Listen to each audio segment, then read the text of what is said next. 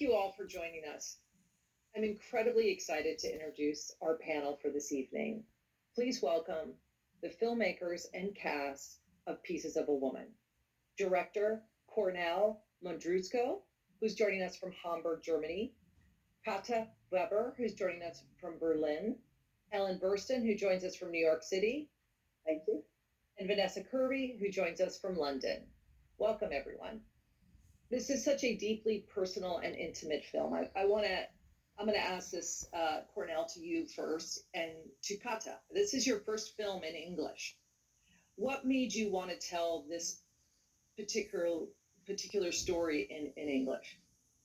For me, that was very interesting to come up something very intimate story, something which is us, something which is very deeply inside our world and deeply human as well, but in the same time strong and universal, and if I may say, provoking as well. Mm-hmm.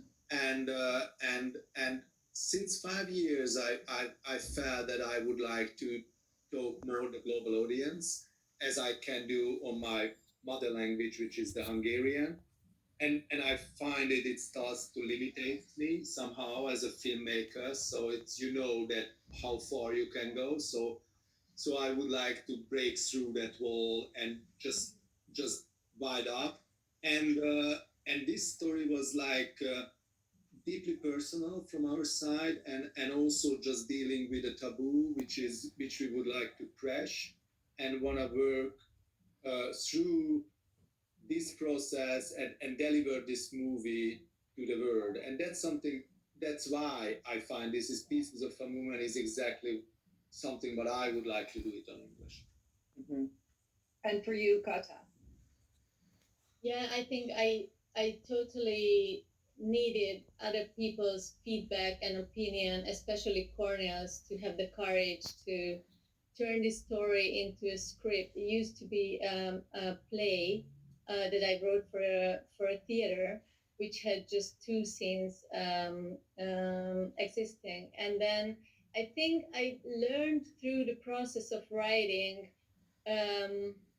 how important this story could be for other people, and then there is a segment of it which can be universal, and this somehow gave me the strength to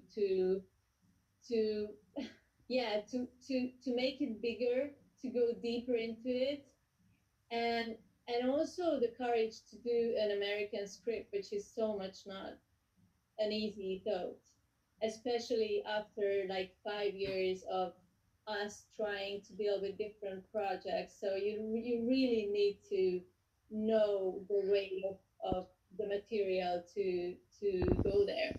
Mm-hmm. Well, and Vanessa, I'm going to ask you this question because really for everybody, but this film is so much about life and survival, not necessarily, it's as much about life as it is about death. And what I really responded to was the silences in this piece. They're so intimate and so powerful. And Vanessa, as an actress, when you read that on the page where there's just no dialogue and you understand what you have to deliver, how was that for you? I think that was one of the challenges of the character study, in a way, was that she was somebody who, I mean, immediately when I read it, I thought, God, this is such an unusual portrait of grief, really, because she's not expressing it outwardly. And yet I thought the challenge would be to have so much going on inside, and so much pain, and so much grief, and feeling that loss so deeply, and the shame and the self-blame and all the things that come with that. And yet to a passerby, they might not be able to see that because she appears to be fine. And that line that Shia's character has, Sean, at the beginning, he says, "Oh, Martha's always fine." And so that was kind of part of the challenge, and also really exciting to go, how can I make this internal world really deep and detailed while she tries not to show anyone. Mm-hmm. It's beautiful, beautiful, beautiful. And Ellen, for you, I want to know what drew you to this film. What made you have to be? What was your sense of urgency that you had to play this character? There were a lot of elements. I read the script. I liked the script very much. I did not know this director, so I looked at his film, White God, and I fell in love. That film is so extraordinary.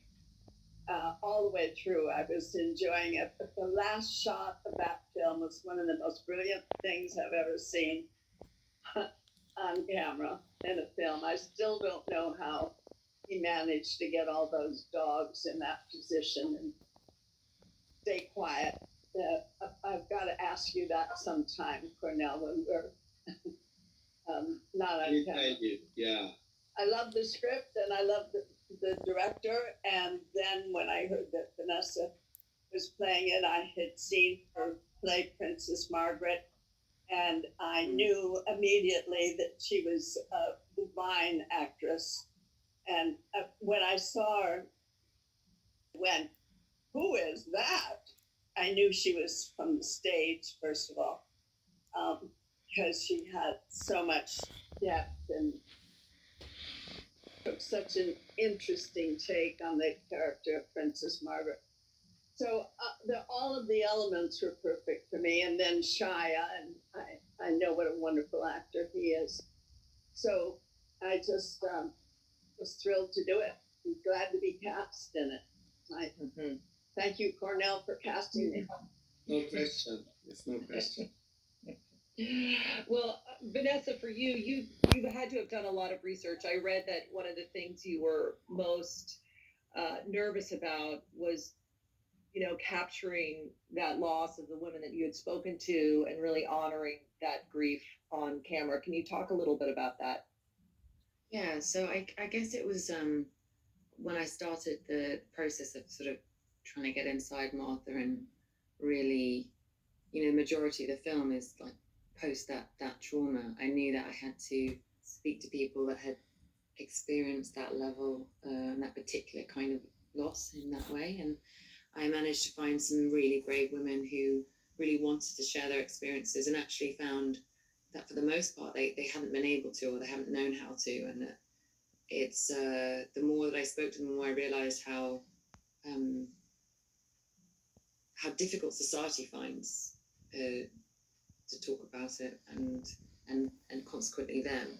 So that was a real honor. And then the level of it was beyond what I had imagined in my head, in a way, because it's so to do with also the female body. And like a lot of the women I spoke to felt that their bodies had failed in some way, or they had failed their child, and so the guilt that comes with that, as well as the as I mentioned before, the self-blame. And one woman in particular I spent a lot of time with, called Kelly. She lost her baby Luciana in very similar way to Martha, and she talked so much about how it's the loneliest feeling in the whole world, and you feel so isolated because it's so you've been expecting something for 9 months, and then to lose it, when in that way. So for me, the whole film, I think we all felt that this was really a story for them, and hopefully would start conversations about that. Something that's not often talked about. Yeah, one of the things that I experienced watching this film, and this is for you, Kornél, you immediately feel, first of all, the chemistry is incredible between all these actors. So the casting is, I fully believed that Ellen was your mother and that you and Shia were married in this love. You're immediately dropped into the intimacy of this family.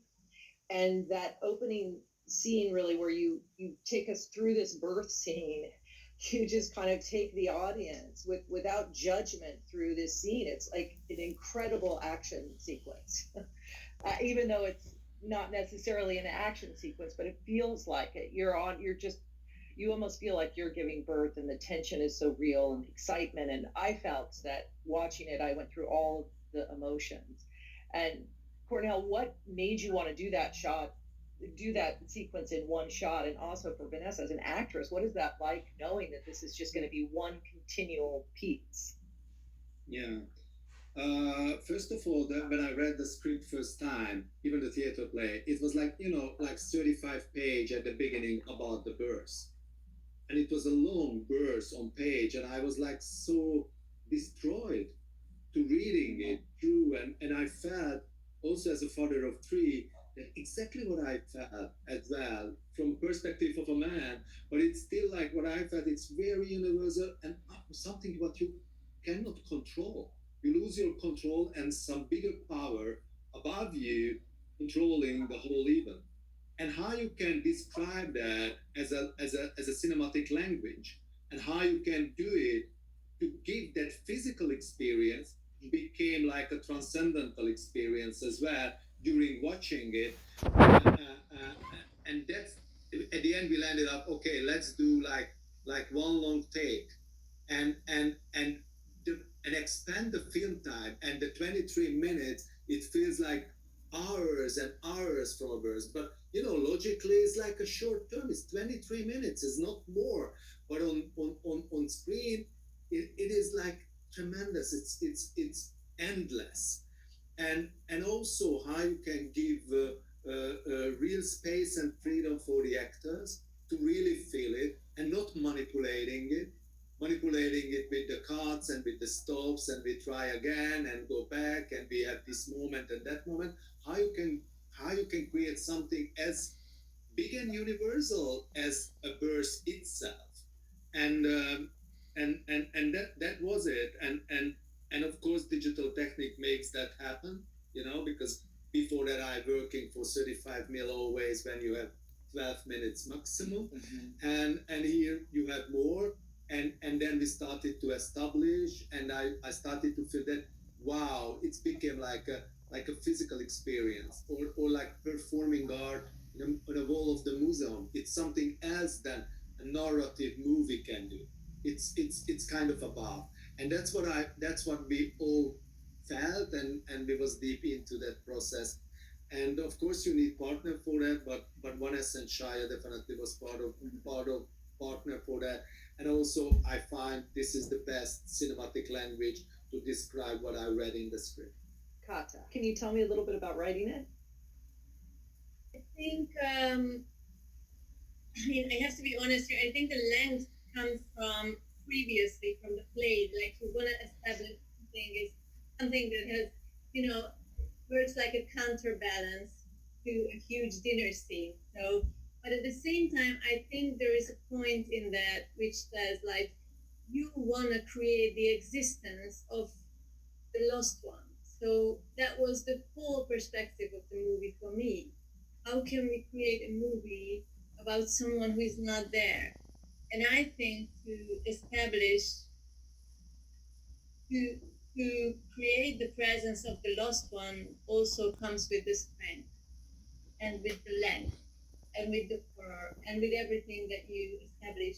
That, if it had been just 2 pages, I'm not sure people can relate to it that much.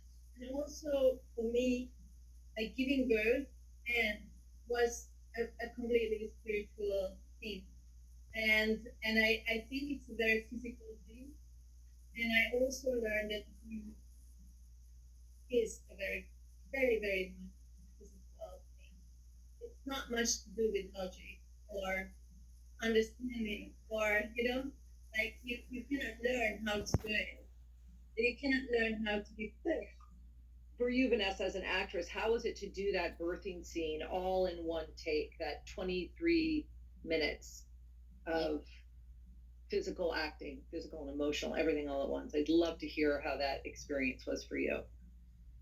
Well, firstly, when I read it, I thought, oh my God, this is it's so bold and it's so risky. But the idea of, I actually think what scared me more was the idea of doing a like Kornél was describing, a birth that was edited and chopped up, because in a way you'd have to get yourself into different stages of the labour while cutting, going for a break, having lunch or whatever. And our big intention was just to try and make it as authentic as possible. And plus, the more research that I did, the more I realized that even in documentaries, it's kind of edited or filtered or sanitized somehow. And I think we all just wanted to go, how can we create birth in all its like glory and its difficulty and its pain and its horror and its majesty. And so that was our big intention. And then I knew that I had to understand every minute of what labor was like, because I haven't given birth before. And so I ended up being so lucky and shadowing an obstetrician for many days in a labor ward, and one incredible woman allowed me to watch her. And if she hadn't allowed me that, I don't think I ever could have done it, because in a way I just absorbed everything. It was like truly her sacred moment that I was allowed to witness it. And then after that, I was really excited. I mean, I spent so many years doing theatre, so there was something so wonderful about knowing that we had this 30-minute stretch where anything might happen, it might go wrong. We were all in it together, and it was the first 2 days of shooting. We did 4 takes the first day, two the second. And I guess, I don't know, Kornél and Kata, and do you remember, it was just, those days we just had no idea if it was going to work, and we just thought, we just came together as a little tribe and went for it, and it was actually exhilarating. And a lot of people say, oh, wasn't that so difficult? And I was like, no, it was the best filming experience of my life, truly. And how was it with Shia? The birth. Yeah. With him. It was so wonderful, because it truly, like, we learned that, I mean, I had no idea. I hadn't really thought about what the man's experience of birth would be, and I learned so much from his experience of it, because he felt so helpless, and yet was like so present and so immediate and so beautifully there with me. It was a real three-hander between Molly, Shia, and I, and nobody dropped the ball. And it was this really beautiful kind of alchemy where the three actors together, as well as Benjamin Loeb, who's the DOP, he was right there with us, and Kornél, guiding the entire thing, as like leading it all. And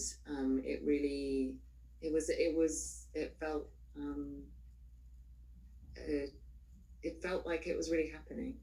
All right. The other big piece that obviously, Kata, you talked about was in the play is that dinner scene, and the way in which you write these female characters, and especially what, as a matriarch, that speech that Ellen gives about survival and about how she wants her daughter to grieve and how she wants her daughter to move on. I want to talk to you about that, and also to Ellen about performing that. And for you, what's so interesting to me in that scene was the generational ways in which families and people grieve, and it's like trauma brought down through generations, and you kind of pass that along. What I loved about this is the Martha character is breaking that change. She's breaking that. So Kata, can you just talk a little bit about writing that, and then Ellen about that scene and that speech when she delivers, if I had been there, I would have a granddaughter. It's just so stunning. Yeah, I wanted to put this story in an environment that I know, and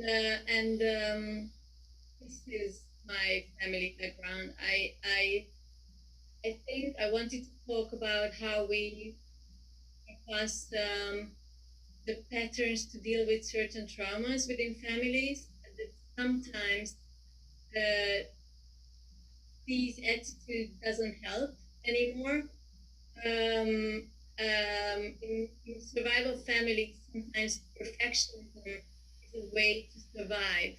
So you cannot fail. You cannot. You have to fit in all the time in order to survive, not to be weak. And I think I just wanted to have her statement as strong as possible in order to it serves as a conflict to Marta, where she has to find her own way. And of course, for me, it's very important because I really see Marta as a hero, and I see her as a rebel also, who dares to go against taboos, even if these taboos come from the best intentions, because that was the most interesting thing in all these women's stories who lost their babies, that sometimes people with the best intentions actually failed to reach out or failed to help, right? So I truly wanted to make this huge statement for the mother, who is really one of my dearest characters, because she is such a strong woman. Now she has to learn that her daughter is a strong woman too, and she needs to find her own way to survive. And I think therefore I made this monologue, which and of course Ellen was my ally in that she made this whole thing live and put herself through it with the biggest heart. I want to hear Vanessa talk about that scene. I've talked about it a lot. I want to hear her version. Can I ask for that? Of how that scene was that day.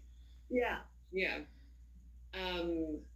It was one of it's like burned into my memory, because I think we weren't sure how it was going to come out at all. And I remember coming down into the living room on that morning and looking at you and being like, this is when these two really meet, for the first time in their lives. It's one of those moments that, that's between them is one of the most honest and raw moments they've ever had. Well, probably the most. And I think we just started, and it just started coming between us, didn't it? And I just started really screaming at you. And there was just this one moment when we were just really locking in, and Ellen just stood up and she just gave it, all the Ellen Burstyn fire, truly. And I was on the other side of the camera just going like, it was so formidable. It was one of those magic moments on set where something really happens between two people, and it felt very true somehow to that moment between those two people. What did you think? Well, it's one of those moments that happens once in a while, either on stage or in film, where something unexpected ignites and you're riding the energy instead of producing it.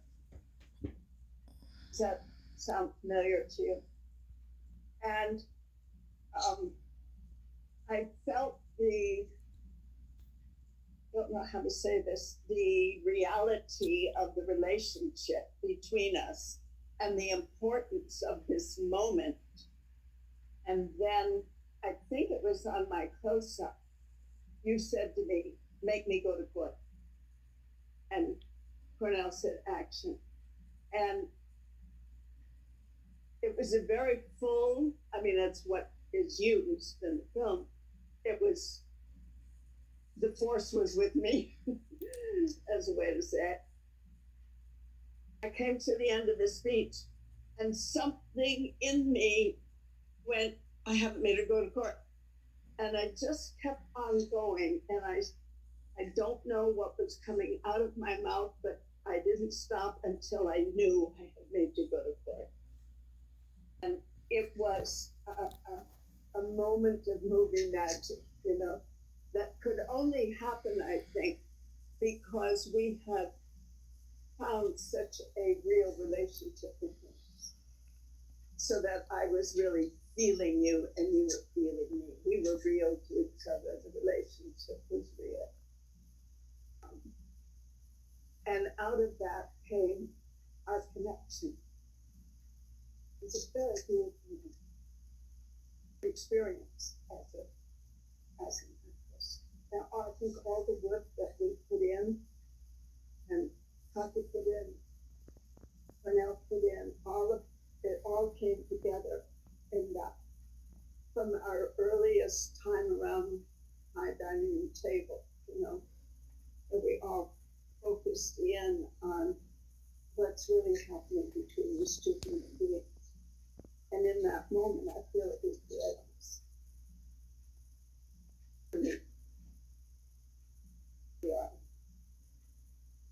Definitely for the audience. I can speak for the audience. It was the most powerful. It just like blew you back in your seat watching it. Ellen, tell me a little bit about what it's like working with Vanessa Kirby, who is one of the most talented actors working today. What was your experience working with her? Well, I had only seen Vanessa as Princess Margaret. And from the moment I saw her, my first thought my first moment of viewing her, I went, "Who's that?" I knew I was looking at a real actress. I was not surprised to learn she was from the stage, because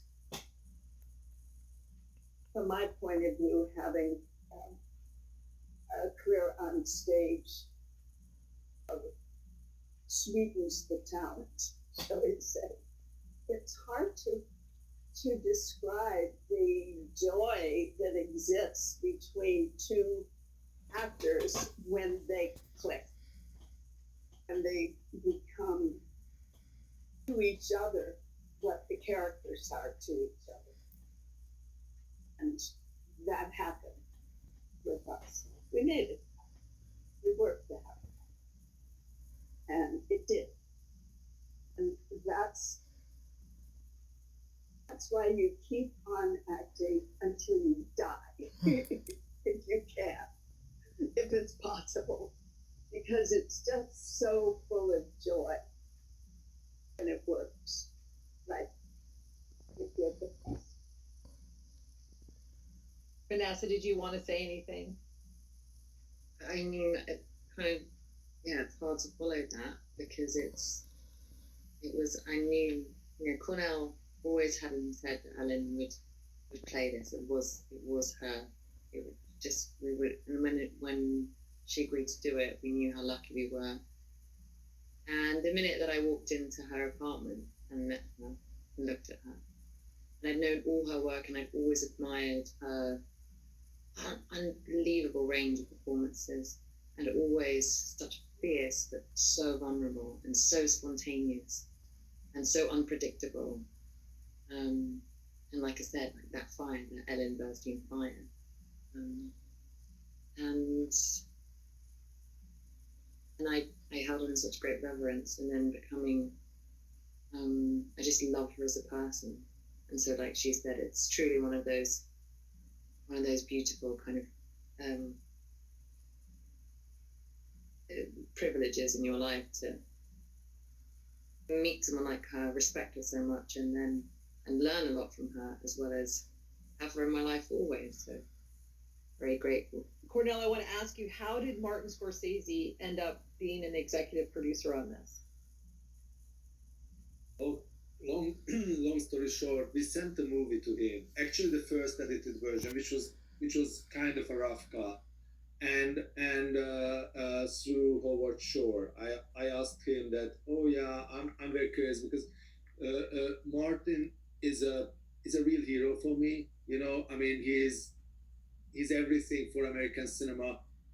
What is a piece of Europe, the auteur cinema. He is the icon of auteur cinema in the US. So I was like, okay, this is my first English-speaking movie, and either I'm quite established in Europe as an auteur filmmaker, that I was very, very keen to know his opinion. And there was no opinion, to be honest. Just he said, "This movie is great.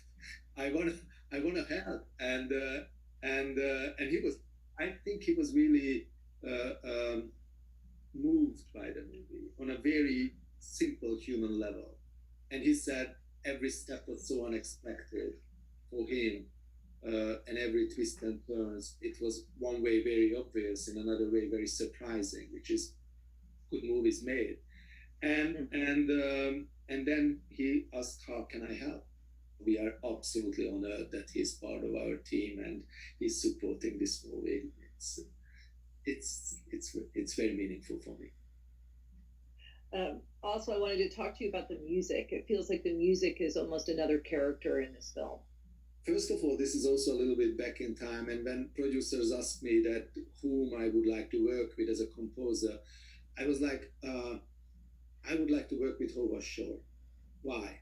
Because first time in my life when I just watching an end credit and I really hunting who was the composer of that movie, it was the Cronenberg Crash, and there was the name Howard Shore. And I was like so touched by that music. And since then I really follows his work, and you know, he's really also very much like an icon. And I felt also he's good for this movie because he's classic. And I think we would like to create here a classic piece of cinema, and a very provoking, very rebel character and theme, and something which just goes against taboos. But it's not like a sad indie genre. This movie wants to be like a classic cinema in the best sense of the 60s, 70s, and I think he can write that music. In this kind of music is inside him. So I really ask classic pieces, and we end up on the theme of the concerto. So we have kind of a few concerto pieces when the solo instrument and the orchestra is a bit in a conflict, and we find that something very meaningful for the character and for the whole movie, which is a little bit like a concerto logic as well as a filmmaking. And he did amazing music, so I'm very much connected. But also he doesn't overgrow at all. So it's like the best kind of score when you recognize it, but at the same time it's not. It doesn't overgrow or doesn't give too much style, and I appreciate that. And he's such a supportive person as well. So I'm so happy to work with him. It's beautiful. I have one last question. What kind of conversations do you hope that this film starts? What people will take away from the experience of watching this beautiful piece of art? I really hope that our audience is encouraged by that movie to find their own way to dealing problems or traumas. Not necessarily what is inside the movie, but definitely everybody has at least a connection with loss in a way or another. And to learn from the movie that you have to find your own truth, and you have to find your own way to dealing with it, even if the pressure can be high by society, by partners, family, accepting something, but be brave to find your own way. And that's something which is very universal. And I'm so happy to get Netflix for us, which is a global platform, so the movie goes everywhere, and that's very meaningful for me. Kata, do you have anything to add? For me, myself, I wanted to break the silence from this. So if this movie in any ways would break the silence about this topic, that would mean a lot to me personally, because I felt certain kind of isolation that I think refers to other women too. So losing a baby is still a taboo, and really worldwide. So I think just purely the fact that we talk about it could be really meaningful, and I'm really, really hoping for that. And I do hope that some women get more respectful care and understanding by these stories. I truly hope that. Yeah, just to echo exactly that from Kata, for me, like I said, I always felt like every day we felt the responsibility of telling this story that perhaps hadn't been told before on screen. And a lot of the women would say things to me like, someone said, I honestly felt like I had more care when my dog was put down than when I lost my baby. And really quite shocking things about the lack of kind of support or help or aftercare. And so for me, if it's almost like a figurative, like holding of a hand of somebody that's been through it, or the fathers who have lost too, or the families, because it very much is an ensemble loss in a way in this film, about how differently everyone experiences grief, and that it's okay to have different experiences, and that it is a lone journey, but learning like, as Kornél said, your way to do it. And so for me, if it generates any kind of conversation around this and loss generally, that would just be, that was always our intention. So it would be wonderful. Ellen, did you want to say something? I just wanted to say that I think that my three co-workers have pretty much said it. But I want to add that my experience with profound grief is something that most humans go through at some point in their life. And I always say, having experienced it, that we don't really know who we are until we have lost someone really close to us. That's when we discover the profundity of human emotion and death. And as painful as it is, and as much as we don't want to experience it, it is an enriching experience. And one of the things that I think is a kind of aftermath of it is that we acquire more empathy. We acquire the ability to feel other people's pain. And I think right now on our planet, empathy is very much desired and needed, more of it. So I hope that this film speaks to that need.